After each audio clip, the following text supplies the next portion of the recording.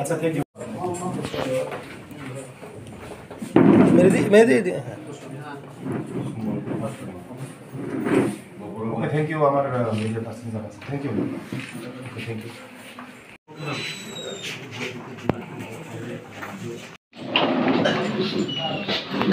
हमारा सभी 10 জন আছে না প্রপোজাল তারা দাঁড়াই বই দাঁড়াই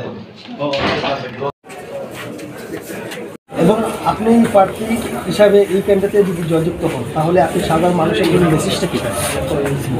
প্রথমে নমস্কার সকল ত্রিপুরাবাসীকে আমি বলতে চাই তিপ্রামথার তরফ হইতে যদি আমি জয়ী হই সকল শ্রেণীর লোকেদের জন্য যা যা করা হয় না এখনও এই কাজগুলো আমি করার জন্য সব কমলপুরবাসীকে আমি আহ্বান জানাচ্ছি। আপনার ভোটের ইস্যুটা কী মানুষের কাছে কী ইস্যু নিয়ে মানুষের কাছে আমি একটা ইস্যু নিয়ে যাব। এত বছর ধরে আমরা দেখেছি কংগ্রেস সিপিএম বিজেপি সব রাজনৈতিক দেখেছি, কিন্তু এখন আমরা আঞ্চলিক পার্টি করছি।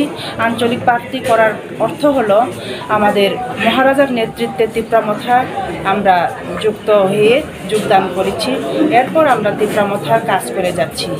তাই তিপ্রামথাতে এমনই আমাদের মহারাজের নেতৃত্বে আমাদেরকে শেখানো হয়েছে যে পিছিয়ে পড়া জাতিগুলোকে সামনে কিভাবে আমরা এগিয়ে তুলতে পারি। এর জন্যই আমরা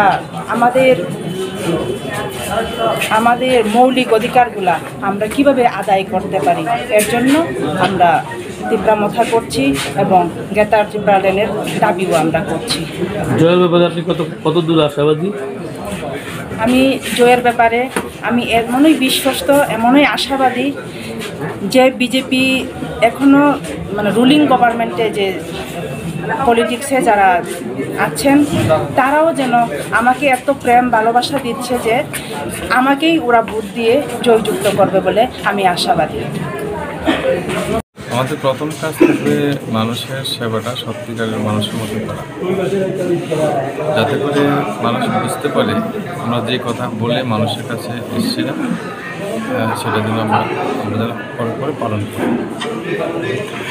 এবার জিতবেন কি মনে হচ্ছে?